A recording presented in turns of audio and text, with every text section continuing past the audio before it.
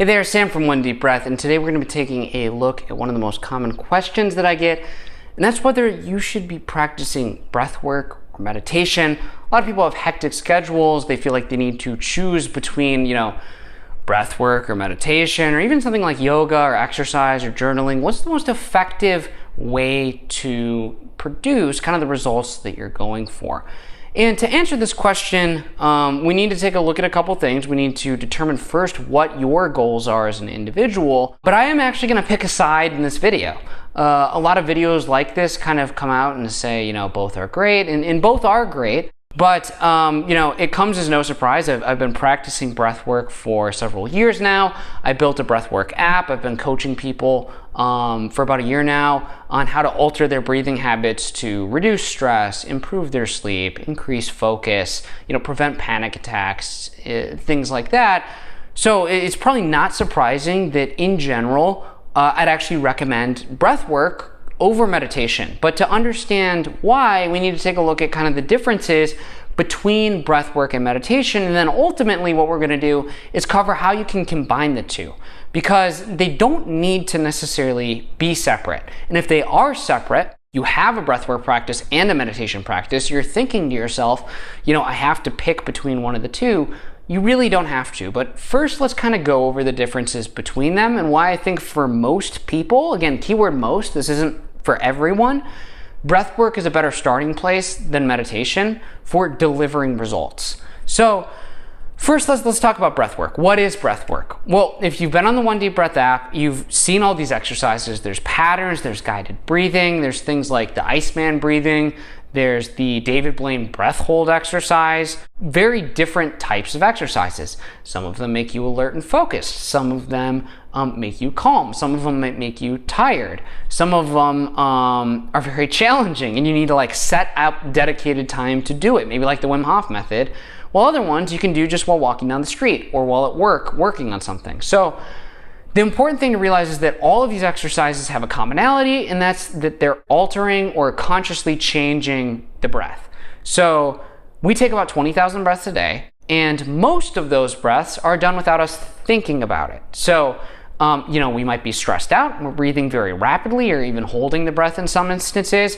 While we're asleep, we might be breathing a particular way. And breath work is saying, any breathwork practice is saying, okay, we are going to change this seemingly automatic function either by lengthening the breath or breathing out of the diaphragm or using the nose instead of the mouth. And we're going to change it to deliver a certain physiological or biological effect in the body. So that's breathwork. Now, to understand kind of why the results might be faster or better than the results you get from meditation, let's take a look at what meditation is. And again, just like breath work, meditation describes this giant umbrella of different practices. So Vipassana or mindfulness meditation, Zazen or seated Zen meditation, Metta or loving kindness meditation are all very, very different exercises. Generally speaking, the common point of meditation is a point of focus or single point in concentration.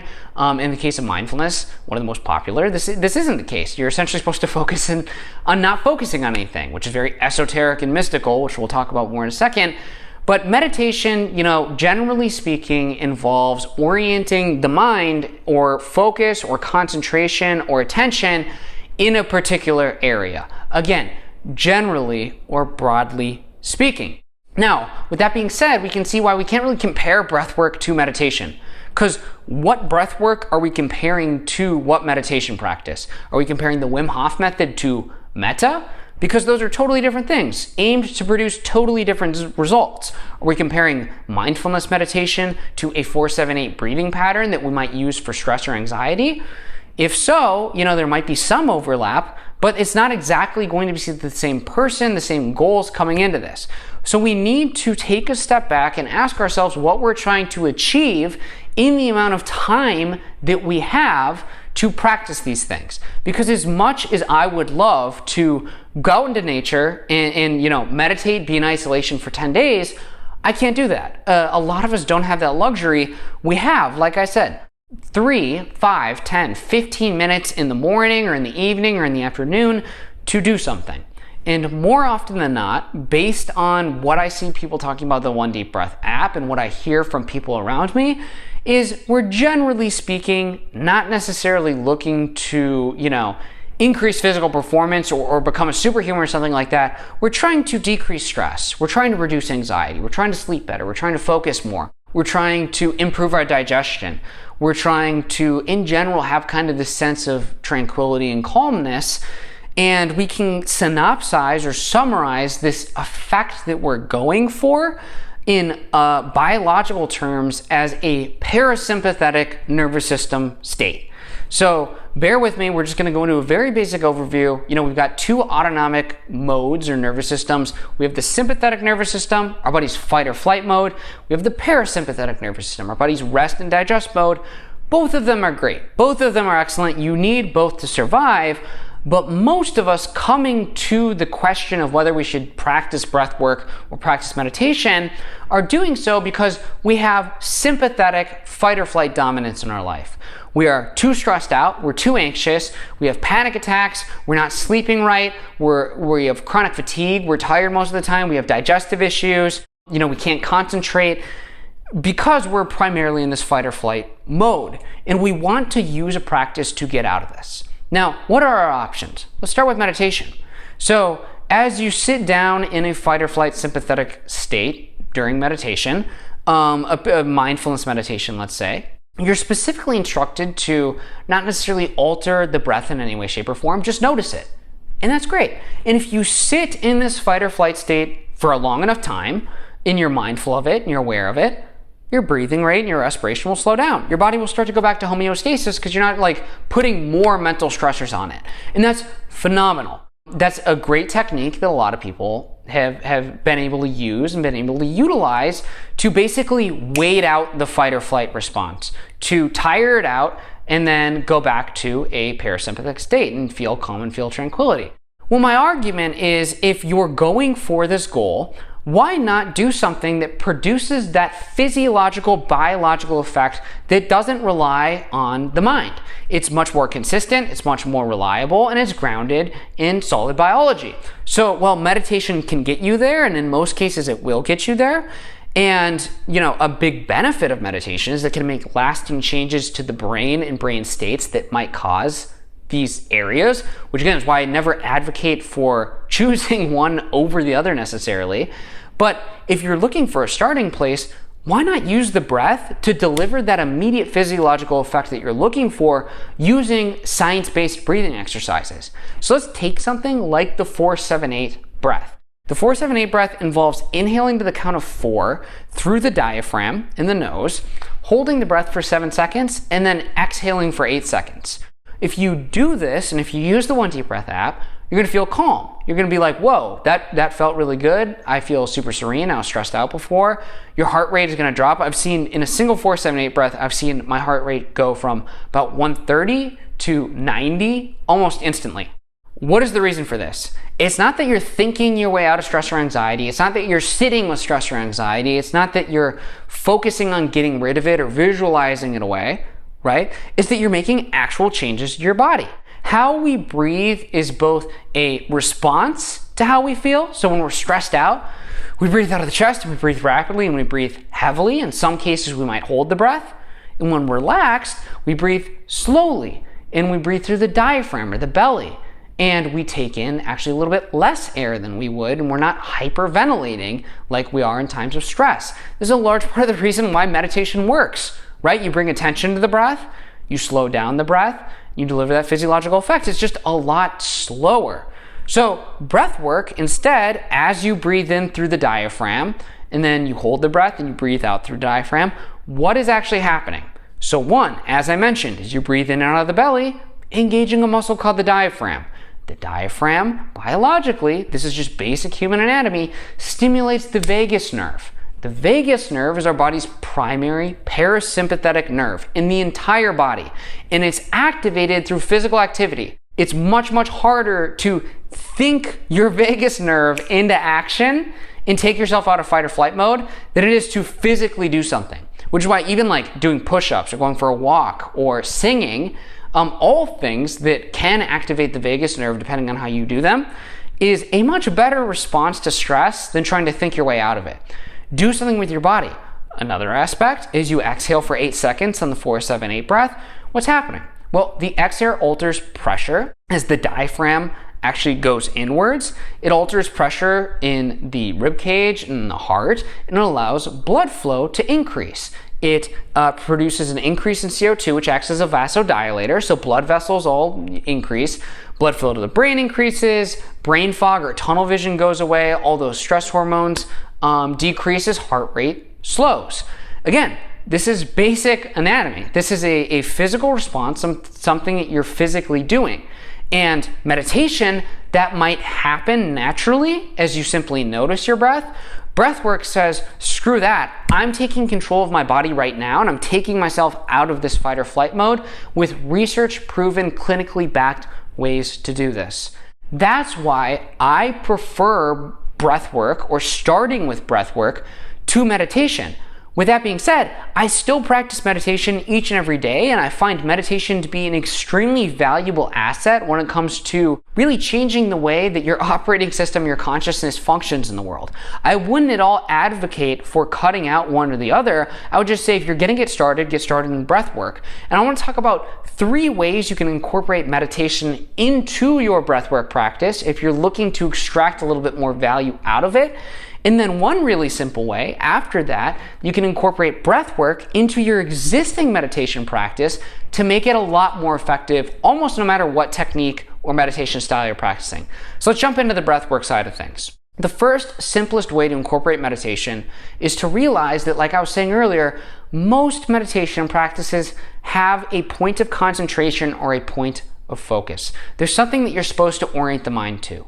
A lot of beginner meditation courses on various apps will teach people to meditate by counting the breath, by following the breath, by noticing certain sounds, by focusing on certain sensations, and you can do this all within breathwork. There's no reason why, if you're doing a 4-7-8 breath, you can't count each part of the breath as you go through. So if you're on the app and you're following along, you can even just pay attention to the lines as they're being drawn or to the visualization and put all your energy into that. You can close your eyes and you can say, in 2, 3, 4, hold, 2, 3, in your head, obviously. You don't want people to think you're crazy.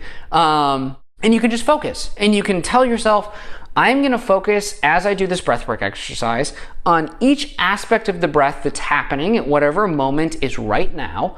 And when I stop focusing on that, when I start thinking about the day I have ahead, when I start thinking about work, or when I start thinking about family or some relationship challenges I'm having, I'll bring my attention back to wherever I am in the breath.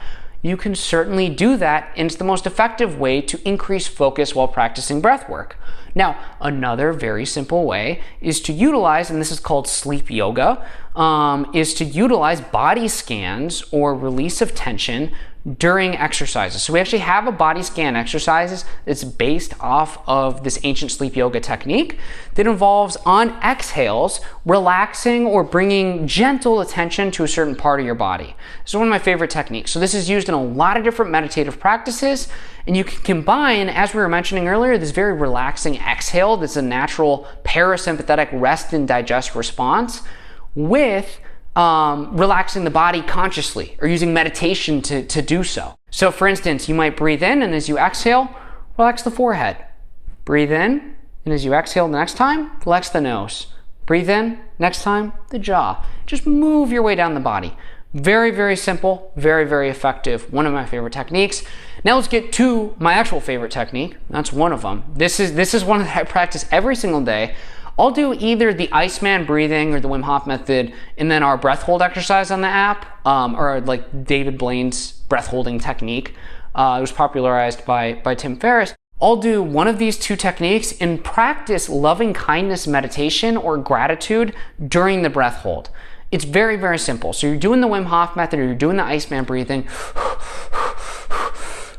and you start your hold.